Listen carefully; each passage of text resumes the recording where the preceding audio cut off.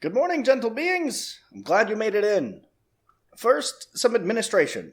I know it's early in the day, or late for those of you with nocturnal cycles, but I do not tolerate either tardiness or falling asleep.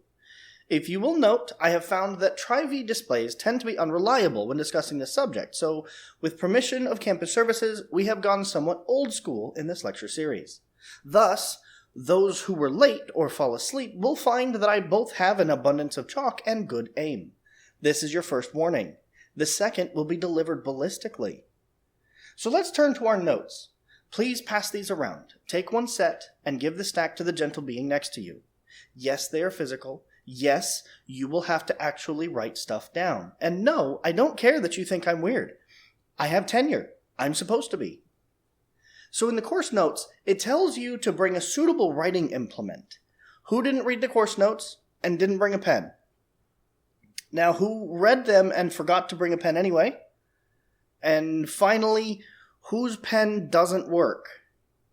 Okay, please come down to the front. I have a box of spares here. Good, thank you.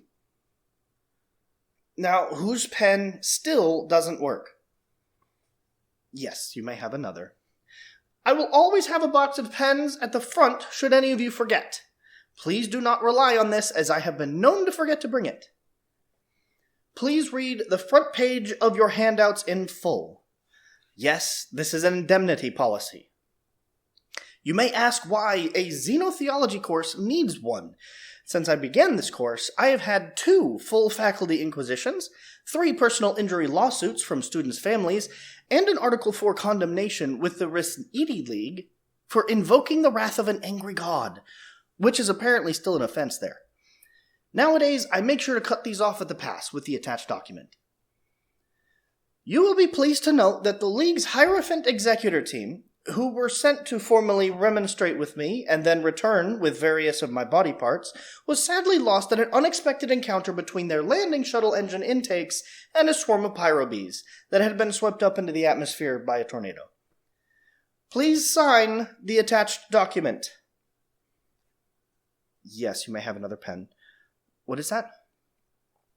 That is carbon paper. Yes, it's old-fashioned, but it's not subject to viruses, technovores, or incompetent sysadmins. Please keep the white copy at least a couple weeks before you inevitably lose, shred, or smoke it. The pink copy will go to campus administration, where they will get very confused by the existence of a hard copy documentation, despite the reams of paper they still somehow generate. The yellow copy will go into the fireproof safe in my office. Why fireproof? Let's just say the one thing I share with the Hierophants of the League is a hatred of pyrobees. We now proceed to the meat of the course. The purpose of this course is to study a quite fascinating deity. The curious fact is that only humanity has given this particular deity a name, despite his very definite presence in every society in the Commonwealth. To humanity, he was originally the trickster gods of prehistoric society, beings such as Loki of the Norse pantheon, Anansi of the Akan of Africa, Sun Wukong in China, and many others. He has often been associated with animals such as ravens, spiders, monkeys, and coyotes. As religions evolved and fell, many of his more unsavory aspects became associated with the vast array of demons and devils of the monotheistic traditions. Why aren't you taking notes? Another pen? Yes. Yeah, you may. You have signed the indemnity policy, yes? Good. I'd say be careful, but it might be too late. As technology evolved, so did he, gaining adherence in anyone who followed a profession based on anything requiring reliability. This has, in the modern day, become pretty much everyone. Superstitions surrounding him are going to be of particular interest. He has become associated with a great number of cultural taboos in the human sphere. He is seen as easily provoked, bringing his influence to bear on anyone from the mighty to the powerless. Indeed, entire civilizations have fallen to his malign influence. One of the more curious aspects of his influence on the positive side is in systems technology. As an example, prior to humanity entering the Commonwealth, starships were complex and bespoke creations of great skill and superb reliability. They were, however, subject to catastrophic failure modes. Systems failures, though rare, were near impossible to repair, and tended to cascade into die-field inversions or fusion bottle failures. Humans, however, had their God and understood his influence. This understanding resulted in their... Oh dear.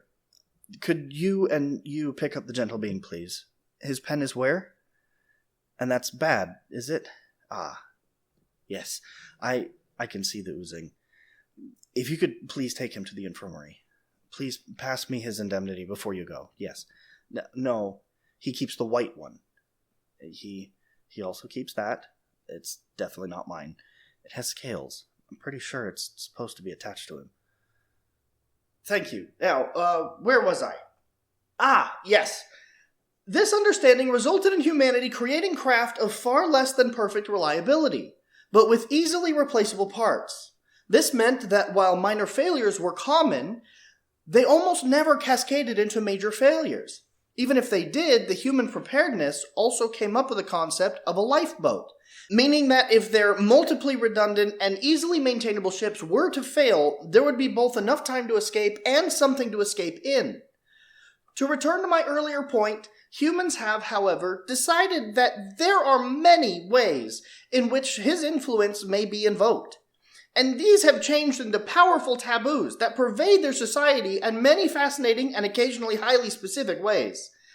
These include cultural universals such as, you're not going to need an umbrella.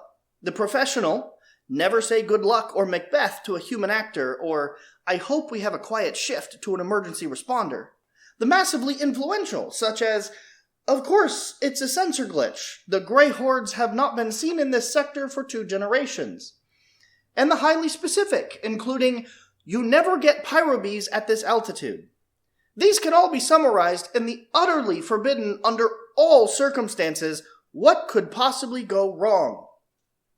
From this derives one more fascinating aspect of this mighty being. In all religions of all cultures, their gods wrap themselves in codes of worship, rules of behavior, and core laws. This particular belief, however, has but one law. In studying that law, we are going to be covering a great many events in human history. These include the RMS Titanic, the Battle of Spotsylvania, and why it's a bad idea to invade Russia. We will also be investigating the loss of the Alcibiades cluster to the Grey Horde, cane toads, lawn darts, and a great range of political campaigns. So let us begin. He is the entropy made manifest, hubris personified, and chaos theory with teeth, and he will be paying attention, so make sure you do too. Welcome to the study of the great demon god, Murphy.